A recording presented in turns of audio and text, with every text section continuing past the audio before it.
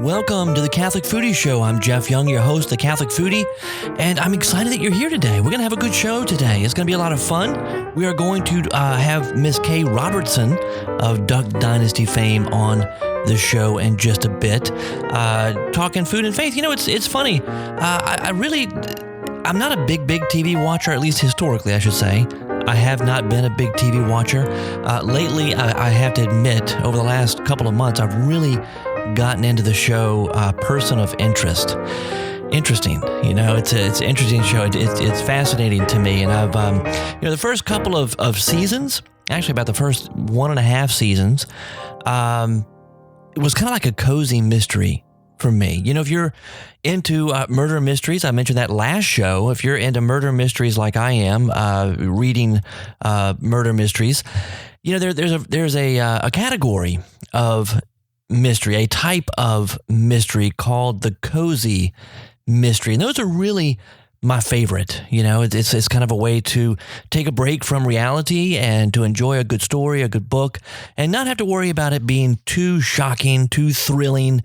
You know, you don't want to rock the boat too much here in my little world. You don't want it to be, it's not like grotesque. You know, there's a lot of murder mystery type movies and books out there that are kind of grotesque, and that's just a little bit too much for me. I want to enjoy the story, and so I like those cozy mysteries. And I have to tell you, Person of Interest, the first month and a not month. I'm getting stuck in the months here. The first season and a half, to me, was like a cozy mystery. I had my characters I really liked. I was getting into the story. It was all really good and fun, and you know, you got a little bit of violence that happens on the show and things like that. But, you know, for the most part, it's just nice and comfy. Well, then they started messing with my story. You know, and I'm not going to give any spoilers, and I don't want you to spoil anything from me either. But I got to tell you, about halfway through season 2, all of a sudden it wasn't so cozy anymore. And I thought at one point, and I think especially as we got to the finale of season 2, I was thinking, I don't know if I want to keep watching this. I may be done, you know, but I gave it a shot.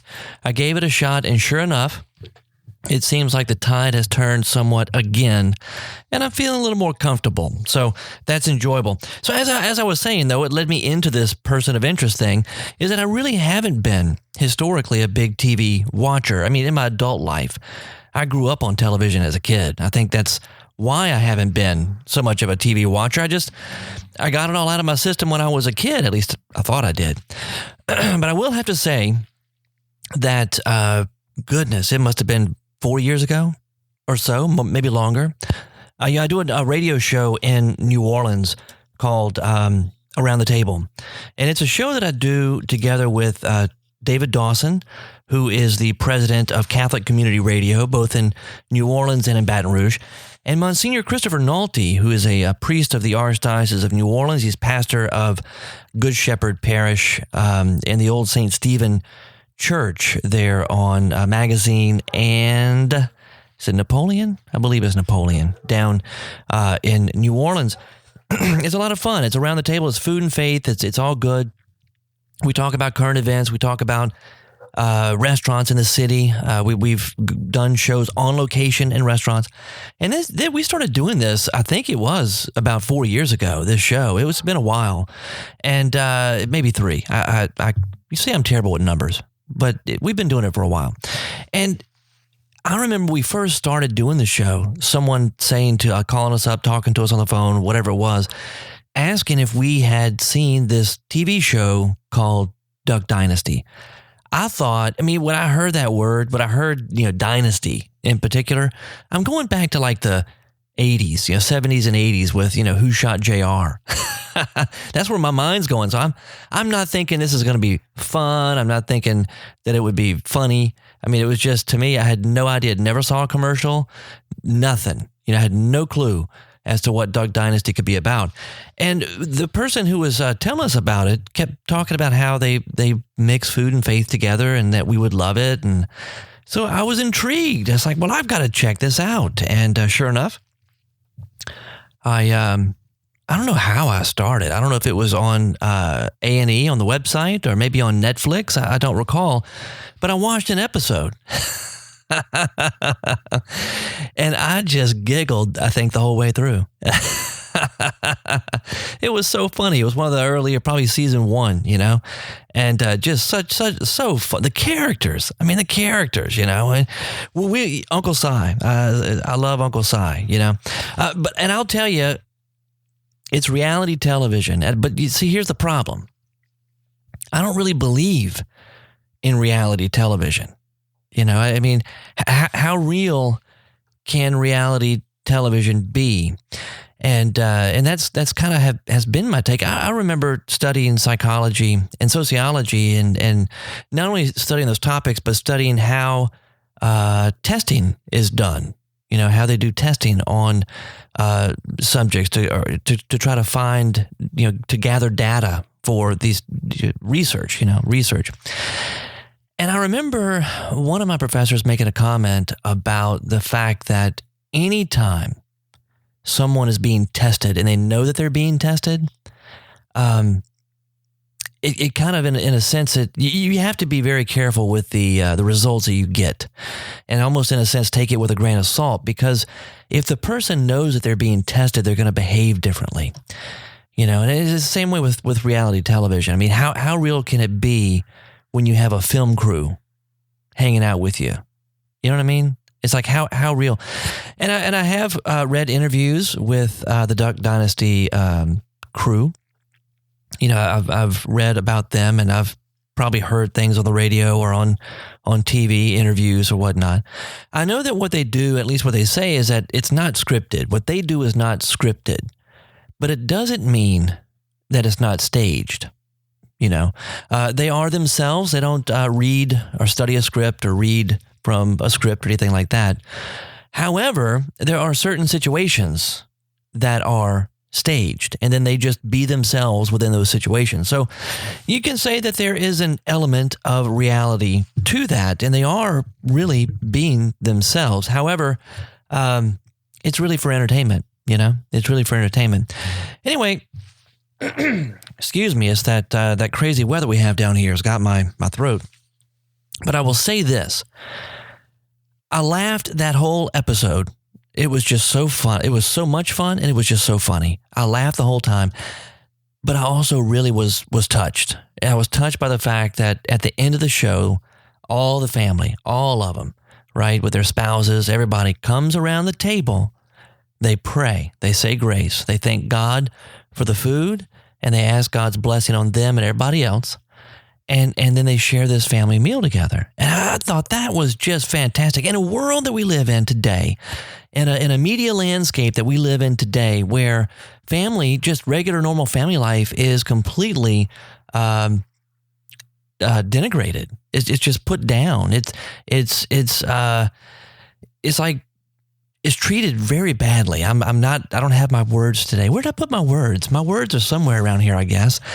But traditional family life is not looked well upon. It's not really supported and encouraged today the way that it has been historically. So to see a TV show that's doing this, that's showing, first of all, a family together, and I know they got big beards and they all have kind of crazy personalities, but they're pretty normal, And on top of that, they're having meals together. They're smiling at each other, even when they may argue at certain parts of the show. At the end, they're friends again, And then what else do? They pray, and they show that on television. They pray. So I have become a fan of the show.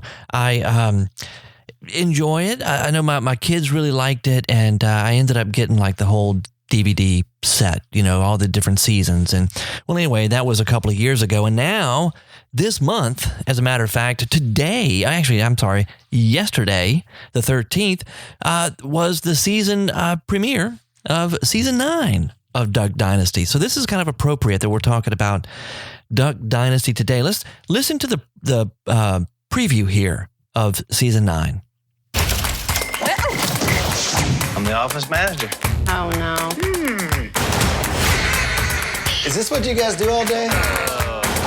Willie's not very good at dodging biscuits, gravy. That's very true. No, he's not good at dodging. Whenever you take a break, punch out. I don't take orders from beardless men. All new Duck Dynasty, Wednesday at 9 on A&E. That's funny. That's funny. And this is going to start playing again. Let's close that out. So that's a lot of fun. Well, look, I wanted to tell you, we are going to have Miss K on the show today. Miss K is a lot of fun. A lot of fun. We had a great time talking with her. What I'm going to share with you today is actually the interview that we did for the Around the Table Food Show. So it's not the Catholic Foodie Show. I'm just sharing that conversation that we had with her here on the Catholic Foodie Show. So I don't want you to get too confused now. You're going to hear David Dawson, president of Catholic Community Radio, and you're going to hear Monsignor Christopher Nolte, who is pastor of Good Shepherd Parish in New Orleans. And you'll hear me. I'm on the show there too. So it's going to be a show within a show with a guest. Kay Robertson is going to join us in just a bit after the break. Before we start that off, though, I do want to make a couple of announcements. I can make one now before the break. I guess it was a couple of months back. I was asked by the Couple to Couple League for some suggestions for married couples, newlyweds, on how to cook together. Some tips and some strategies, things like that. So that is out now. It's this month's issue of the Family Foundations, the publication of the Couple to Couple League. You can find it online at ccli.org. You can check that out. I'm very impressed. I haven't seen a hard copy yet, but I'm looking forward to it. It looks really good. Someone sent me a picture of it today. But we do have to take a break, so don't go away. We're going to be back with Miss Kay Robertson after the break. And you're listening to the Catholic Foodie Show here on Breadbox Media. We'll be back in just a minute.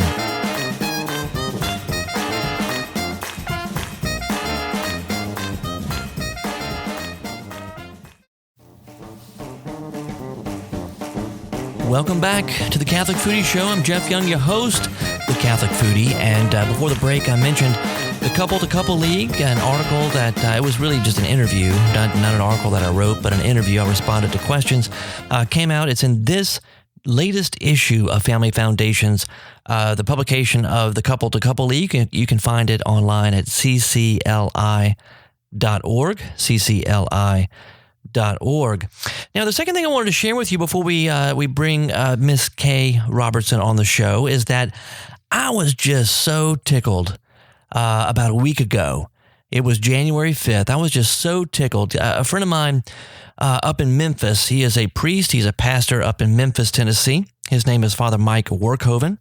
He and I went to school together. We were in seminary together, right around the corner from where I live. It's St. Joseph Seminary College. It's part of the Abbey there, St. Joseph Abbey, run by Benedictines. And we spent a couple of years studying there together. He then went off to major seminary when he graduated, and he ended up becoming ordained, and now is a pastor in Memphis, Tennessee. I love this dude. He is so much fun.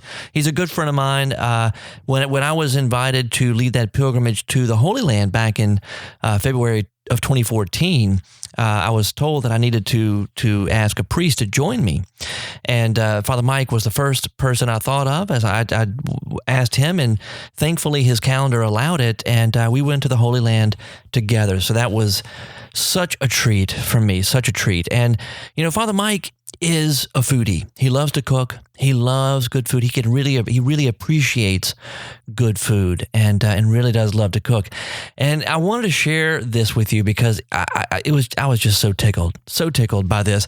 This was a Facebook post, something that he put up. It was a status, and it's a little bit longer than your regular status, but I'm going to share this with you because I got such a kick out of it. He said, "Spend my day off doing one of those things that makes me the happiest. Cooking Cajun." Making an enormous amount of sausage and chicken gumbo for Search training this weekend. Search is a youth kind of outreach program. I'm going to name this Sixes Havoc Gumbo. Because everything seems to fall in sixes. So first you make a roux. I use 6 cups. 3 cups of flour, 1.5 cups of oil, 1 stick or half a cup of butter, and 1 cup, listen to this, 1 cup of duck fat. I love that. Man, I wish I could have been there for that.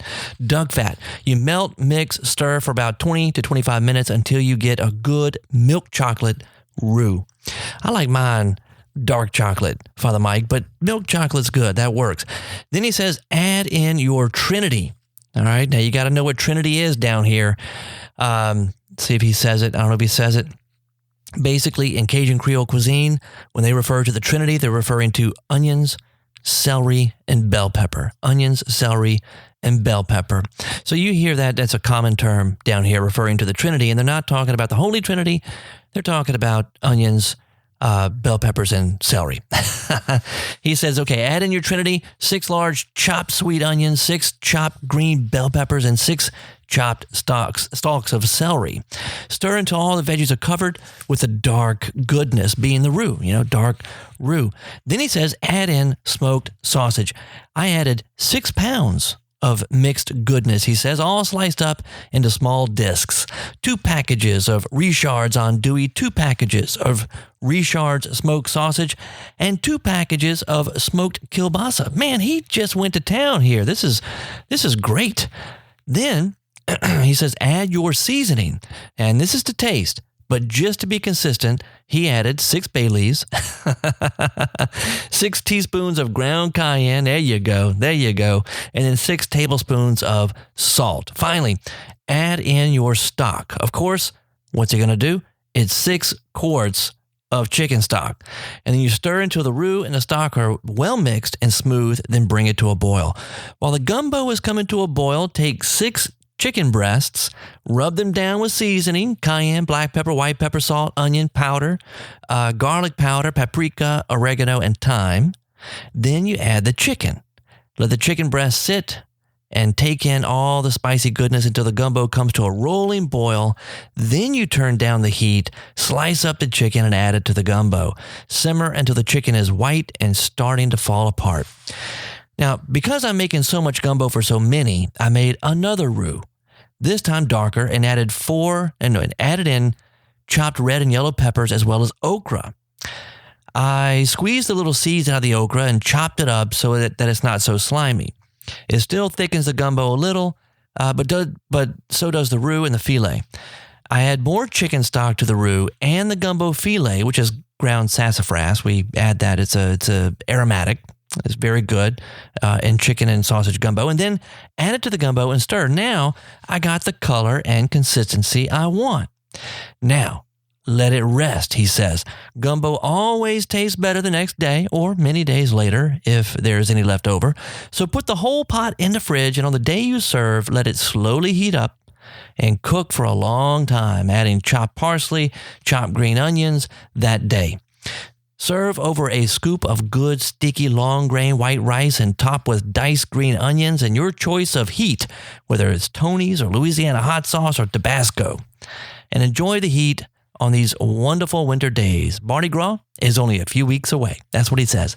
And I'm just so tickled by this post. I want to give a shout out to Father Mike Workhoven. I love you, my brother.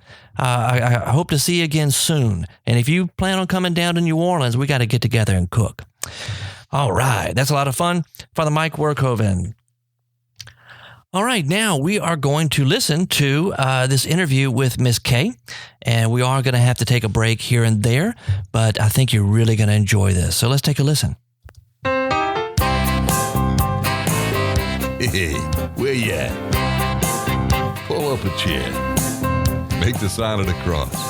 Ask the Lord to bless the food, because you're with family around the table. Welcome to the Around the Table Food Show. I'm Jeff Young, your host, the Catholic Foodie, joined today by David Dawson, president of Catholic Community Radio, and Monsignor Christopher Nolte, a priest of the Archdiocese of New Orleans, is en route. You know, he is a priest, and priests have busy schedules, but he is on his way to the studio now, and hopefully will be joining us right here on the show. Very, very exciting show today. You know, this show is called Around the Table, and we call it Around the Table for, well, a very good reason. You know, gathering around the table with friends and family is not only something that we cherish, cherish. It's something I think is very important for families. And that's not just something that we made up. I mean, we can look back in Scripture and see from Genesis to Revelation how important food and really shared meals, the important role that shared meals plays in Scripture. God made us for communion, and we experience communion around the table.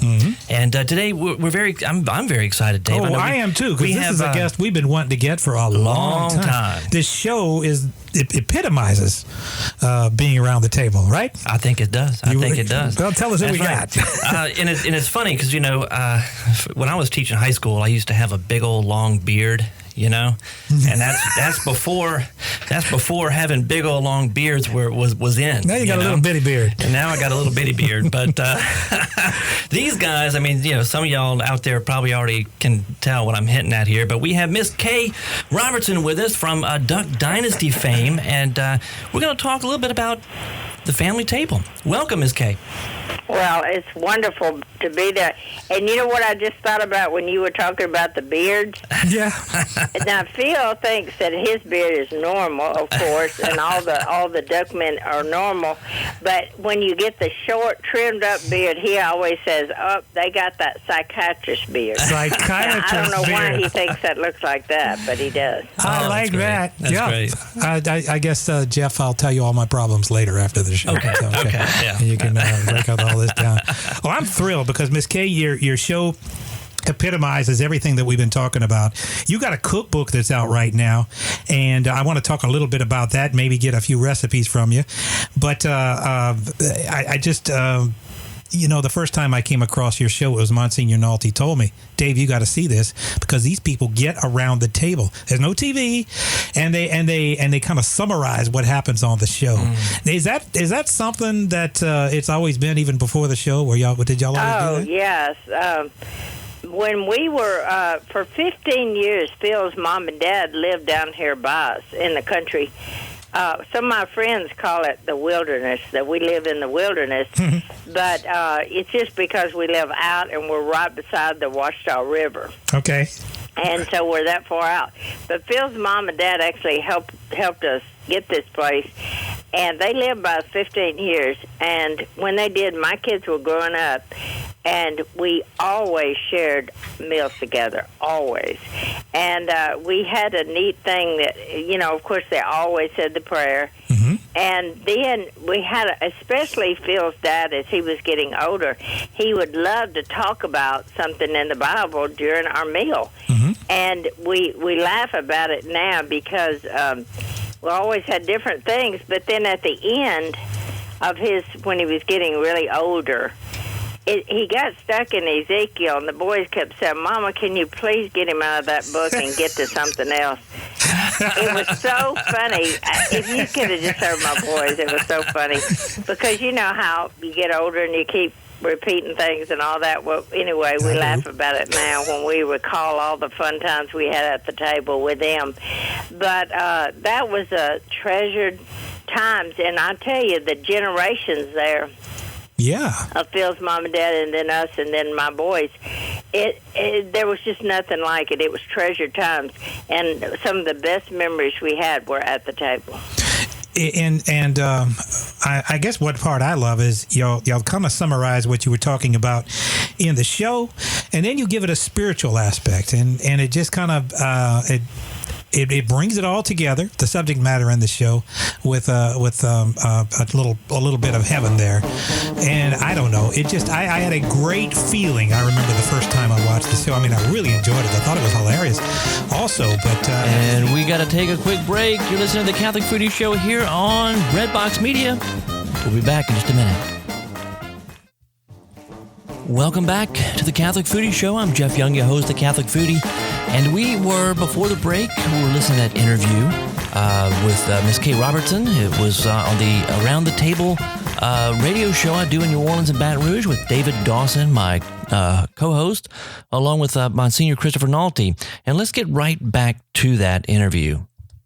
And I don't know, I had a great feeling. I remember the first time I watched the show. I mean, I really enjoyed it. I thought it was hilarious also. But at the same time, I didn't feel like my soul was sucked out of me for watching TV, So Well, you know, one of the neatest things when we first started the show, of course, Phil was the most skeptical about it. And when they were talking to him about the show, they said, we want you just like you are. And Phil held up the Bible. He said, this is part of who I am.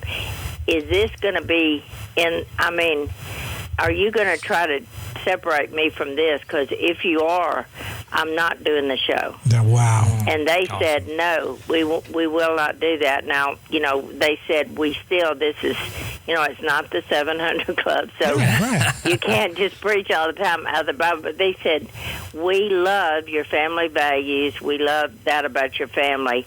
And, you know, when we told them, when they were asking us our traditions and all, well, of course, we quickly told them, you know, we always had the family at the table and did the prayer. And one of the jokes, too, was I told him, and I said, and there are no cell phones at my table, ever. I mean, I even tell the guests that, which is so funny because Sadie had her partner for Dancing with the Stars here, and when he had the phone out, I just looked at him. He said, oh, I know. Sadie told me no phones at the table. I'm so sorry. I'm so sorry. And that's a big deal. I mean, that's you know, indicative of the culture that we live in. We're attached to these phones, and I think some folks would even say addicted to that constant distraction. You know, and it really does wreak havoc on family relationships. So I'm clapping for you right here. Yes. You know, that is a powerful thing, and I think it's something that more of us should put into practice. Right. Yeah, I really think as parents, as older people, as we need to tell the children, and I'm talking about teens too, because they're even as bad as, you know, the young ones and all that about those, because the little ones, they're either wanting to play games or, you know, all the things they do on it. But that time needs to be no distractions from that, because you don't have them in school. They can live without them that long.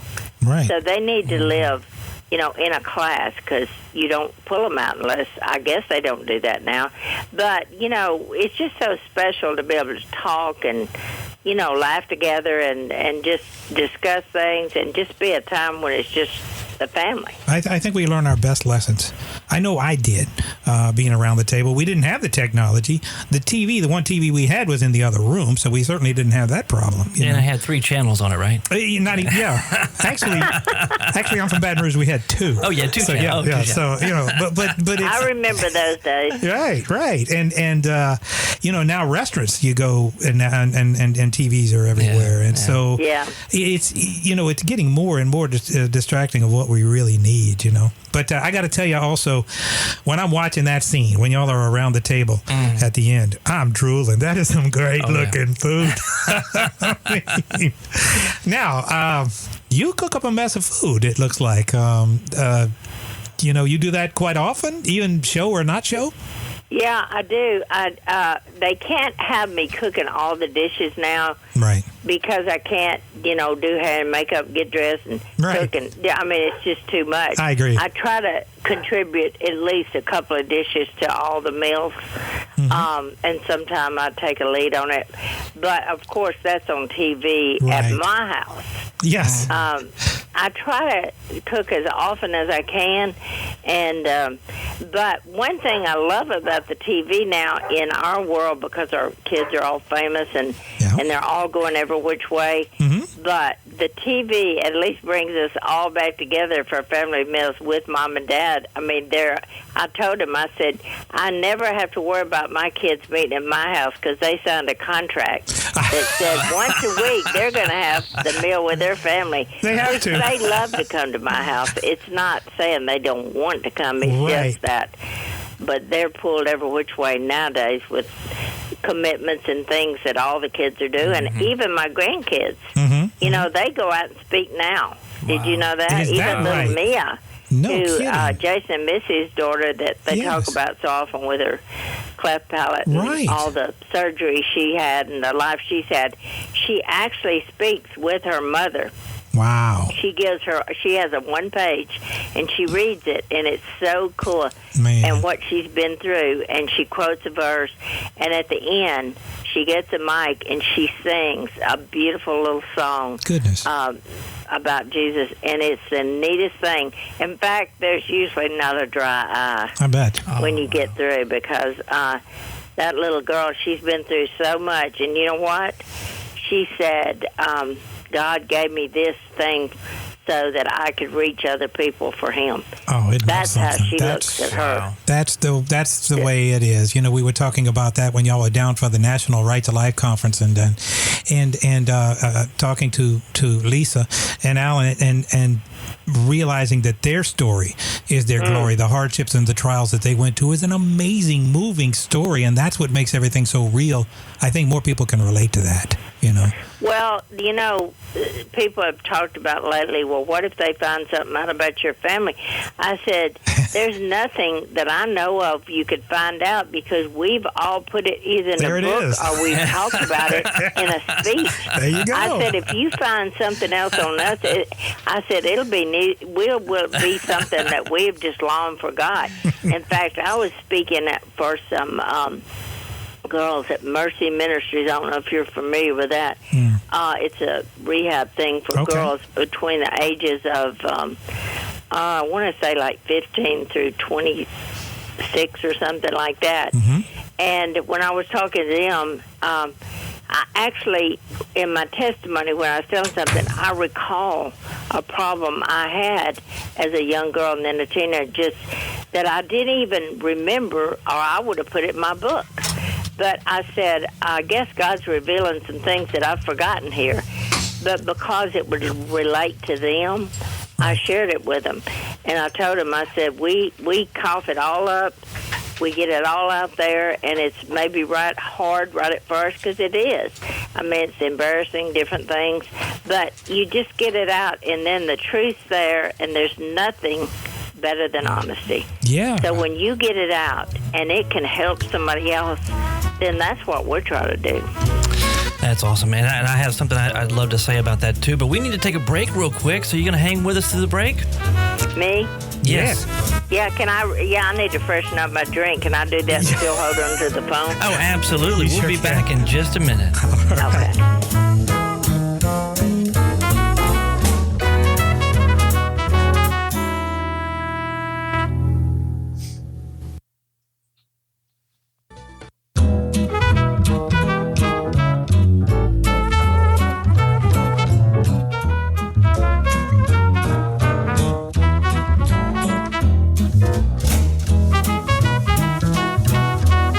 Welcome back to the Around the Table Food Show. We are just so excited today to be talking to Miss Kay Robertson from Duck Dynasty, from Duck Dynasty fame. And before the break, Miss Kay, you were talking about how a number of the family members have speak on a regular basis, different events, different groups. And I was thinking about what we talked about in the first segment here, how important family meals are, and how this is something that y'all have lived. It's just part and parcel of your family, and it's just so important. And I think, the word that kept coming back to me as you were sharing that with us is hope. I think there's a lot of people in our society today, a lot of families in our society today that are beaten down. It could be any kind of problems, family problems, personal problems, whatever it may be. They're really beaten down, and I think that they really, really, really are looking for a message of hope. And I that's what I see on the show. Right. And I think that's what you communicate. Not by words. I mean, by words, sure, but not only by words, but also by your actions, where we see y'all actually around the table. That is just beautiful. I had this morning mentioned on Facebook on the Catholic Foodie page that we're going to be interviewing you today, and Marla Poirier, who is out, if I'm not mistaken, out in California, said one more thing. She says, tell Miss Kay that she is an inspiration to me, and I'd hug her if I could. So thank y'all for that message of hope. Well, during the break, Miss Kay, we were joined by Monsignor Christopher Nolte. He's the one that said, you've got to watch this Duck Dynasty show, Dave. And I said, all right. And boy, I was blown away. Monsignor. How are you? Good to be here with you guys. Good to have you back. It's been a good while. To be. Yes, it's been a bit. It's been a bit. And we were gonna when we come back when we were coming back, we were gonna talk a little bit about your cookbook, Miss Kay. Tell us about it.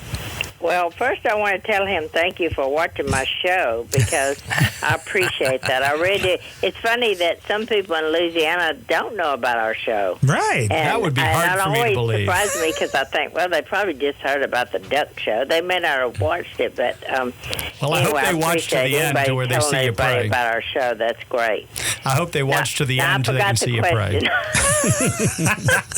I'm old, you know.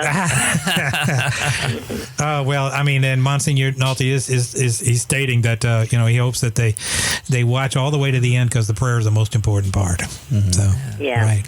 So tell us about the cookbook. Oh, well, I have two cookbooks, you know. Okay. Yeah, the first one I made, I'm telling you, it was just. It was so much fun making that cookbook. I've always wanted to do it, but I'm not real organized, so I've had to have help, of course. Yes. But just bringing some of my grandmother, I called her Nanny, her recipes to life, and Phil's mother, and just ones that I had even made up myself. Well, we got to take another break. You're listening to the Catholic Foodie Show here on Breadbox Media. I'm Jeff Young, your host of Catholic Foodie. We'll be back in just a minute.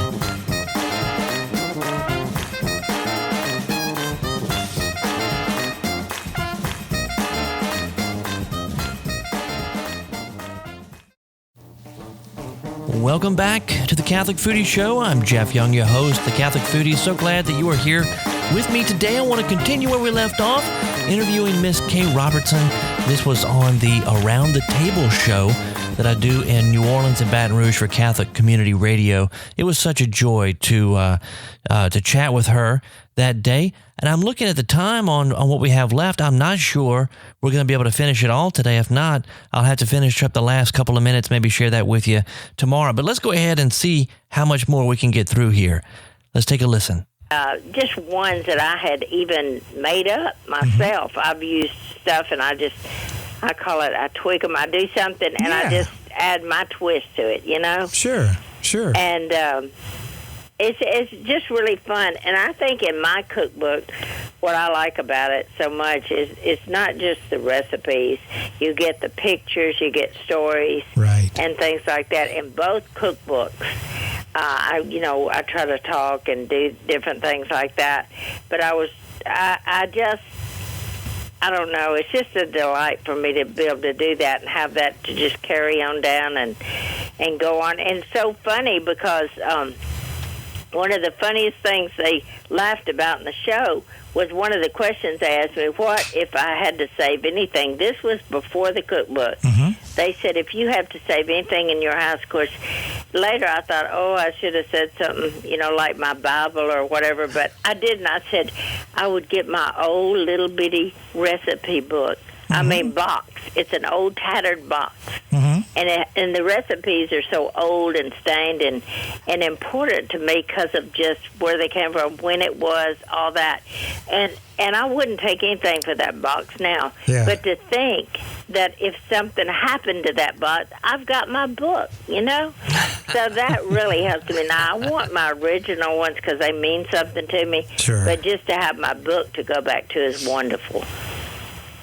Well, it's so nice to hear about it. Can you tell us what some of your favorite recipes in there are? What are the ones that you get the most applause for? Well, of course, I have an easy biscuit recipe, and it actually came when Phil went off to a duck place he was hunting in Texas, and this old woman there made these quick biscuits, and he said, well, my wife, Kay, can make really good biscuits, but they're hard, it's a pretty big process, and she said, no, give her this one. Everybody needs an easy one, too. Yes. So when I make this, nobody believes I actually make biscuits and use Sprite. Sprite. Or 7-Up as the liquid in my quick biscuits. Oh. And they're so delicious. I told Phil you just put them in your hand and they float up to the ceiling. Oh. They're so light. Do you have that recipe handy with you now? I can give it to you in a I would heartbeat. love it. Yeah, that would be fantastic. You want me to give it to you right now? Yeah. Sure, can you? Yes, Okay. of course I can. Great. Now, most of my stuff is homemade. This is a little extra that's not, but it's okay. Sure. Because sometimes you need quick. Right. You don't need the long go-through. You need a quick recipe, and that's okay. Sure. But this one is, I use Pioneer, 2 cups of Pioneer biscuit mix or original mix. It's just the flour and already got that stuff in it. So you need 2 cups of that. Right. And this is for a small pan. I never use this. I always double it. Okay. But 2 cups and 1 cup of sour cream. And you can use low-cal or regular sour cream. And then it is a half a cup of either the Sprite or the 7-Up. But here's how you do it. Now, in the meantime, I have my skillet, either the bigger one or the small one. This would be the smaller one. Iron skillet. And I put about a half a stick of butter and melt it in there. Okay. And what you do is you take wax paper, or if you have a pastry thing, I don't know, or some people can just use it on their counter, however you do it. But you just put some more. When you mix that up, you put the 2 cups of Pioneer mix, and then the cup of sour cream. And I use a pie blender.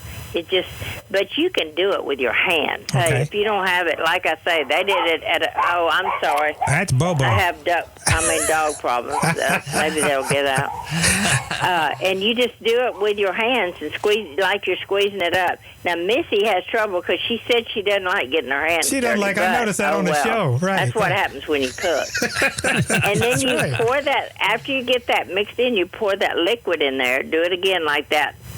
And then you're just forming a ball. Okay. But it'll be a wet ball, but then you get it on you just pour out some biscuit mix on whatever you have, the wax paper or whatever, or the pastry sheet. And you put that, and you make that ball, and you kind of just get it where it's covered. And then I don't even roll it out. I just pat it out with my hand.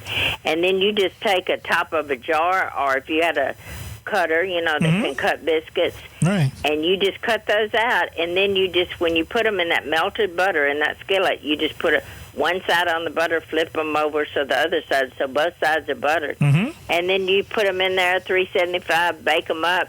They melt in your mouth. Holy cow. Now, the Sprite, when you add the Sprite, it doesn't matter. It doesn't have to be flat, right? You just add it to it?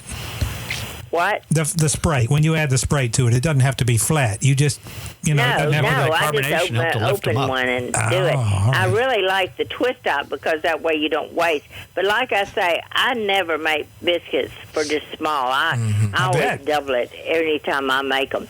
My grandkids, my little Mia, who's so skinny and tiny, she can eat 5 biscuits. She can. I've seen Jason eat about, I can't Not tell if you how put many. sausage in between each one of them. I don't think she could. I'm telling you, then Phil makes the jelly. He makes homemade jelly, like Ooh. Mayhaw jelly love or Mayhaw. grape jelly, blackberry jelly. Right. He does that. So then I'm making the biscuits. He's got the jelly he made in the spring. So it's a complete deal here. Yep. Wow. Love it. Love The it. family around the table. That is That's fantastic. it. That's what we Get the do. family in the kitchen, too. Oh, Well, yeah. that's I've seen that's that. our I've show. seen that before, too. And you're right. It looks like Missy doesn't want to get her hands dirty. But it looks like you guys are having a good time in there. A lot of times I see you on the show and you're covered in flour and just having a blast. So That's right. Well, Miss Well, Katie, I'll tell you this because I know y'all will love to hear this because y'all love God. And Phil, in his prayer, he will always, share the gospel before he finishes. He'll always, not that they always put it, but he always tells such beautiful things about Jesus in his prayers, Great. And I think there's no way that I wish that everybody could hear the whole prayer, but they can't because they don't put it on. I but see. guess who does hear it every time? A film crew. Oh. And a lot of That's those right. people don't know Jesus. There you And go. you know what?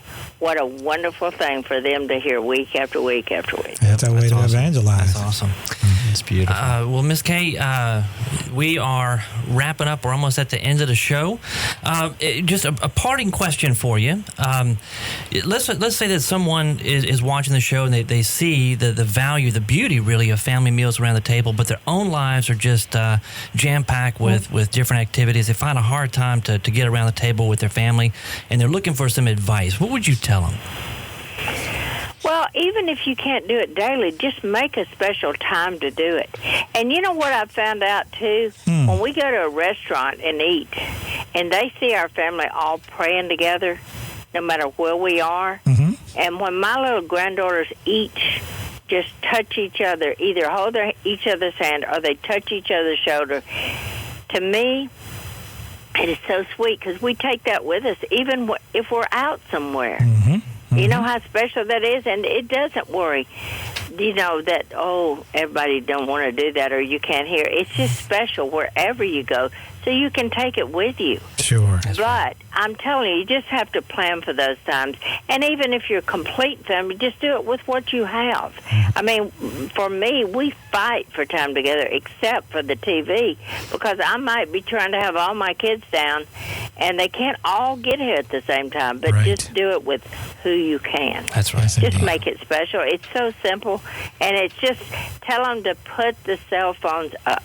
Yep. They're not welcome at the table.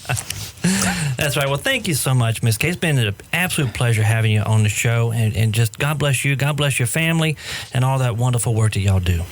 Well, God bless all of y'all, and I'm so glad that you had me on. Thank you so much. All right. God bless. All right. Bye-bye. All right. Miss Kay Robertson. That was fun, wasn't it? Awesome. Yeah, usually I'm the one trying to bring the faith in, and she's doing a better job than me. I just shut up. Let her do the talking. Well, she even talked about the Bible, right? She did. Absolutely. Word of God. There you go. Absolutely. That's wonderful. All right, well, we are really at the end of the show, so Monsignor, will you please give us a blessing? The Lord be with you. And with your spirit. May the blessing of Almighty God, the Father, and the Son, and the Holy Spirit come down upon you and remain forever. Amen. Go in peace. See you next week. All right. And that... Around the Table is a production of Catholic Community Radio. That, my friends, is Around the Table. And we're getting close to the end of this show, too. I'm so glad I was able to bring that interview to you today. And it was not on purpose. I totally did not know that the season premiere of season 9 of Duck Dynasty was last night. It did not occur to me. I really have not been watching a whole lot of television the last couple of weeks, even my person of interest. I just haven't had the time to do it. But this is appropriate, and again, what do we do here at the Catholic Foodie? The whole point behind this is to try to inspire and encourage families, friends, to get back in the kitchen, get around the table. That's what it's all about. That is what it's all about. So I want to thank you again for listening to the Catholic Foodie Show. I am Jeff Young, your host, the Catholic Foodie. I'd love to hear from you, by the way. You can always call and leave voice feedback, questions, comments, suggestions, whatever it may be, by calling 985-635-4974, 985-635-4974. I'd love to hear from you. And until next time, bon appetit.